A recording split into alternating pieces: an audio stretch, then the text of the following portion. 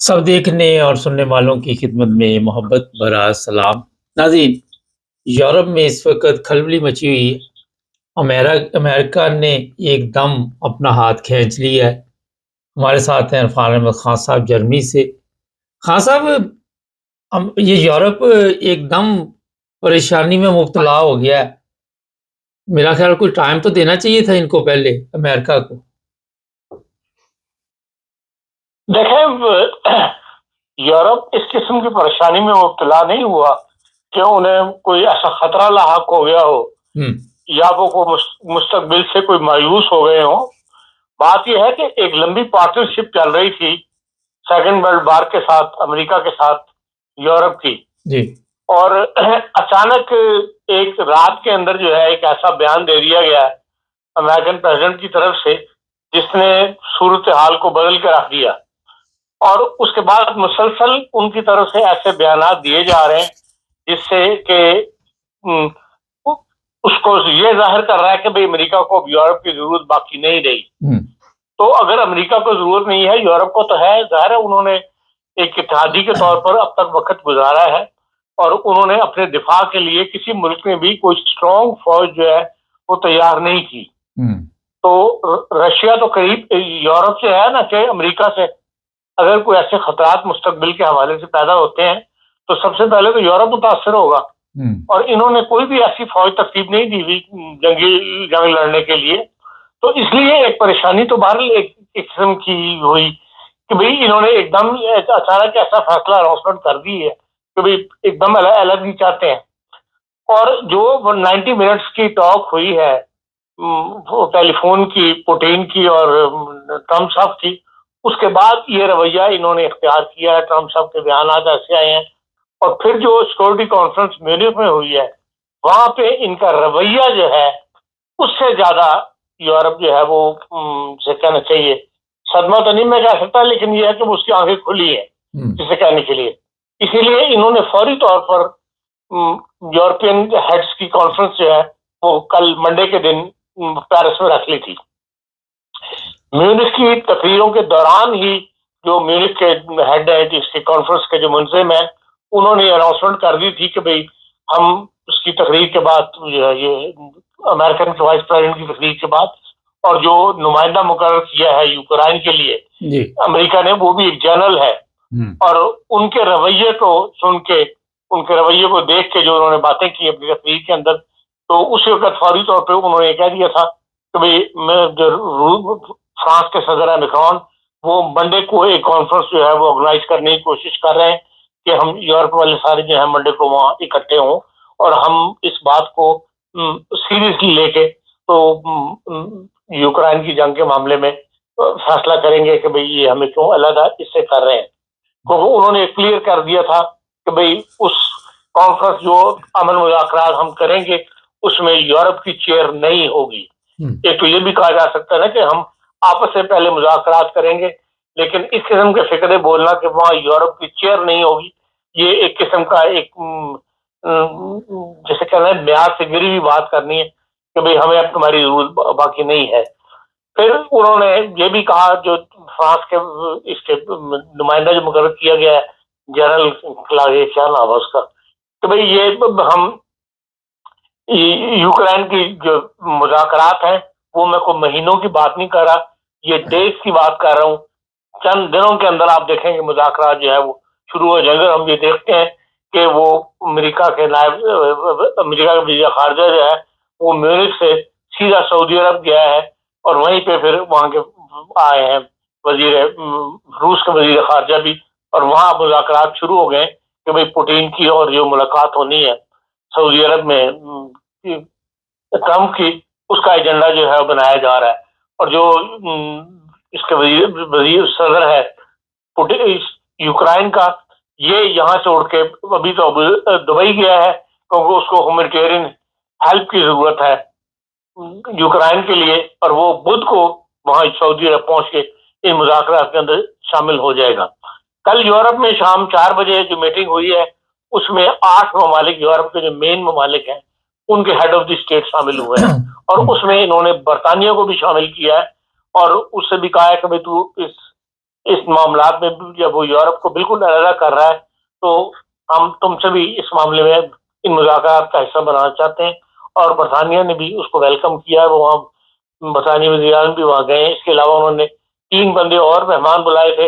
एक जो यूरोप की सदर हैं यूरोपीय यूनियन की, वो भी जर्मन है लेडी, और यूरोप काउंसिल का सदर, और जो नाटो का सेक्रेटरी जनरल है, वो भी उस मीटिंग में मौजूद है। कुल 11 आदमियों ने यह मीटिंग की है।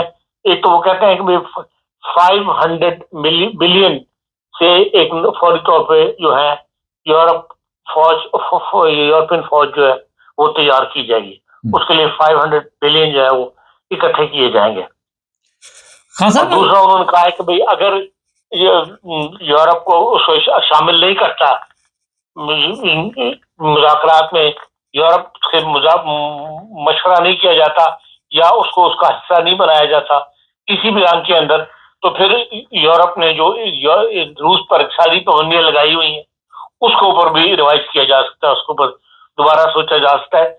इसीलिए जो जो वजीर खारजा है अमेरिका का, उसने भी ये बयान दिया है कि भाई क्योंकि यूरोप हमारा अब तक इस रूस पर जो सारी पाबंदियां लगाई गई थी उसमें यूरोप भी मुतासर हुआ है और यूरोप ने भी उसको उसमें हिस्सा डाला है। यूरोप बहुत सारी पाबंदियां रूस के ऊपर लगाई हुई हैं और आइंदा फ्यूचर के अंदर क्या फाइनल फैसला होगा, मुमकिन है कि रूस के ऊपर पाबंदियां जारी रहें या मजीद पाबंदियां लगानी पड़े, तो उस वक्त हमें यूरोप की जरूरत होगी। इसलिए हम जब रियल डिस्कशन शुरू होंगी तब यूरोप को जो है यूरोपीय ममालिक को हम इन्फॉर्म रखेंगे। ये नहीं कहा कि मुज़ाकरात का हिस्सा बनाएंगे, कहा कि उससे इन्फॉर्म रखेंगे। तो आजकल की दुनिया इतनी टेक्नोलॉजी बढ़ी हुई है कि इन्फॉर्म रखें या ना रखें, सारी दुनिया को खबरें जो फौरी तौर पे मिल जाती हैं। अब उससे उनकी क्या मुराद है, आया वो कुछ ना कुछ यूरोप से कंसिडर करेंगे, मशवरा करेंगे। बहरहाल इस वजह से ये म्यूनिख की कॉन्फ्रेंस है वो उसके बाद से एक दुनिया में जो है हलचल मची हुई है। जर्मनी के अंदर खुद जो है इंतखाबात का माहौल जो है पीछे रह गया और ये इंटरनेशनल जो पॉलिटिक्स है, इंटरनेशनल जो मंजरनामा बन रहा है उसके ऊपर डिस्कशन जो है वो ज्यादा हो रही है। हाँ सर, अमेरिका के और इंग्लैंड के तल्लुकात भी मुतासर होंगे। देखें अभी तक तो अमेरिका एक किस्म का पिट्ठू कह लें या कह लें कि राइट हैंड उस रहा है, लेकिन उसने यूरोप के साथ भी चलना है बरतानिया ने, इसलिए वो कोई ना कोई ऐसा बैन रास्ता तलाश करने की कोशिश करेगा या यूरोप और अमेरिका के दरमियान, यूरोपीय मालिक और अमेरिका के दरमियान जो है वो ऐसे मुज़ाकरात का बेल डालेगा या उनका दरमियान का थर्ड पर्सन बन के दोनों तरफ की बात को रखने की कोशिश करेगा, क्योंकि बरतानिया ना यूरोप से तल्लुकात खराब करना चाहेगा और ना अमेरिका से, क्योंकि उसकी जिंदगी जो है वो ज्यादा यूरोप के करीब है और यूरोप से ही के साथ रह कर वो जिंदा रह सकता है। हाँ सर, इतने खतरनाक बयानात जो दिए जाते थे जंग के बारे में, वो इंग्लैंड से भी जारी किए जाते थे और एकदम ये सारा कुछ जो चेंज हो गया। आप देख रहे हैं अगर ये पाबंदियां जारी रहती है तो यूरोप को भी कल को कोई ऐसा खतरा रूस से हो सकता है और इस तरह की बातें अभी भी मीडिया पे आनी शुरू हो गई हैं कि यूरोप महफूज नहीं है रशिया से। देखिए अब जाहिर बात है कि जब हालात इस तरह बिगड़ते हैं, अगर अमेरिका उनसे आंखें फेरता है तो फिर नए इत्तेहादी बनेंगे, नए रास्ते तलाश किए जाएंगे। इसलिए मुमकिन है कि यूरोप जो है फिर रशिया के साथ जो है उसका जमीन का तो कोई झगड़ा नहीं है ना आपस में, उनका ताकतों का झगड़ा है रशिया के साथ। मुमकिन है कि वो सुलह सफाई के साथ, क्योंकि रशिया को यूरोप की जरूरत है और यूरोप को रशिया की गैस की उसकी जरूरत है, तो मुमकिन है कि वो ऐसे मुआहदात कर लें जिससे रशिया के साथ जो है मुस्तकबिल के अंदर एक अच्छे तल्लुकात की बुनियाद पड़ गई। अब जो कल कॉन्फ्रेंस हुई है वहां पे पेरिस के अंदर, वहां पे एक वाहिद नॉन वेस्टर्न यूरोपियन मुल्क जो था वो पोलैंड था और पोलैंड के क्योंकि फौजी लड़ रहे हैं यूक्रेन के अंदर, तो उनसे कहा गया है पोलैंड से कि वो अपने फौजियों को मत लड़ने दें, वहां पे फौजियों को वापस बुला ले वहां से लड़ने के लिए। तो ये अब नए हालात के अंदर नए जैसे कहेंगे इत्तेहाद बनेंगे, नई पॉलिसीज चलेगी, इसलिए अभी कुछ नहीं कहा जा सकता। अब ये एक मुलाकात होने के बाद रशिया और अमेरिका की यूक्रेन पे क्या पॉलिसी सामने आती है उसके बाद ही कुछ कहा जा सकेगा। लेकिन अपने तौर पर बहरहाल हेड ऑफ द स्टेट से होते हैं ये ममालिक जो है वो बाखबर रहते हैं और अपनी अपनी तैयारी कर रहे होंगे। हाँ साहब, अमेरिका को ये नहीं फिक्र होगी कि हो सकता है यूरोप का झुकाव कल को रशिया की तरफ हो जाए और फिर अमेरिका क्या करेगा? देखिए इस वक्त तो यूरोप अमेरिका के सामने सबसे बड़ा जो है ना वो चीन के तेरा मतलब घेरा तंग करना चाहता है। वो रशिया से ज्यादा चीन पे इस वक्त तवज्जो दिए हुए है कि वो ताइवान को हाथ से जाने नहीं देना चाहता। ताइवान में अमेरिका के अड्डे हैं और उसको ये खतरा है कि चीन इतना पावरफुल हो चुका है ट्रेड के लिहाज से भी, दुनिया के लिहाज में भी। 145 ममालिक के अंदर इस वक्त चाइनीज इन्वेस्टमेंट्स काम कर रही हैं। इन्वेस्टमेंट कह ले या मदद कर रहे हैं।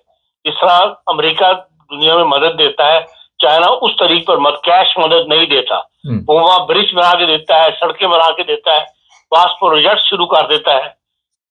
तो उस 145 ममालिक में इस वक्त अमेरिका इसकी चाइना की इमदाद के ऊपर वो खड़े हुए हैं। वो चाइना के खिलाफ वोट देने की पोजीशन में नहीं है। इस लिहाज से जो अमेरिकन है वो कमजोर पड़ रही है इंटरनेशनली तौर पर उसकी गिरफ्त, और वो उसको चाइना को काबू करना चाहता है। इसलिए उसकी तवज्जो इस वक्त यूरोप से ज्यादा चाइना को काबू करने की तरफ है। हाँ तो मैं देखता हूँ वल्लाह बात तो गलत भी हो सकती है। अच्छा, थोड़ा सा जर्मनी के इंतखाबात के बारे में बातचीत करें, क्योंकि यहाँ भी लोगों से बातचीत हुई है। मैंने ये देखा है कि लोग इस वक्त काफ़ी जोशो खरोश से वोट डालना चाहते हैं, हमारे पाकिस्तानी भी, जिसमें यंग बच्चे बच्चियां भी शामिल हैं। क्या देख रहे हैं आने वाले दिनों में कुछ बड़ी पाकिस्तानी वोटर कोई डिसाइडिंग पोजीशन में तो नहीं है। असल बात यह है कि जो 16 और 18 साल के जो वोट डालने की उम्र थी इस इंतखाबात में, उसमें 16 साल का बच्चा भी वोट डाल रहा है। जो 2 लाख वोटर नए आए हैं यंग, उनके हाथ में जो कहते हैं स्वाइट स्टेमेज है, दूसरा वोट जो होता है वो उनके हाथ में है। और वो उस वक्त ज्यादा का रुझान जो देखने में आ रहा है वो एएफडी की तरफ आ रहा है। जो डिबेट्स हुई हैं पिछले 3-4 दिनों के अंदर, जो कैंडिडेट बने हैं अपनी अपनी पार्टी की तरफ से, स्प्लिट से कैंडिडेट जिन्हें कहते हैं कांस्टर के उम्मीदवार के तौर पर, उसके अंदर अवाम ने उनकी जो इंटरनेशनल पॉलिटिक्स है उसको रिजेक्ट किया है।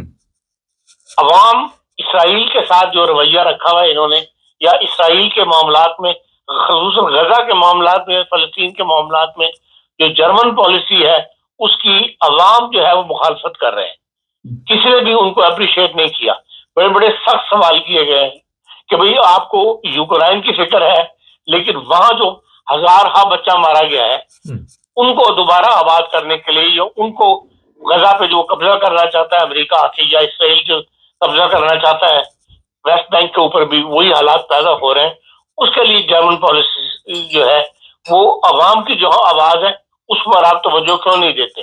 तो उसमें तो एसपीडी वालों ने तो क्लियर कट कह दिया कि हम इसराइल के खिलाफ कोई कदम ना उठाने के लिए तैयार हैं, ना इस डिस्कशन में हम कोई इसराइल के खिलाफ बात सुनने के लिए तैयार, जिसके ऊपर बड़ा रिएक्शन शो हुआ है। तो इसलिए अभी तक इसी इलेक्शन के अंदर जो मुल्क की इक्तिसादी सूरत हाल, तालीम या पेंशन या इस किस्म के मामला पर लोगों की तवज्जो नहीं है। जो लग ये रहा है, जो डिसाइड कर रहे हैं लोग, वो इंटरनेशनल पॉलिटिक्स के अंदर जर्मनी का जो रोल होगा उसको सामने रख के कर रहे हैं।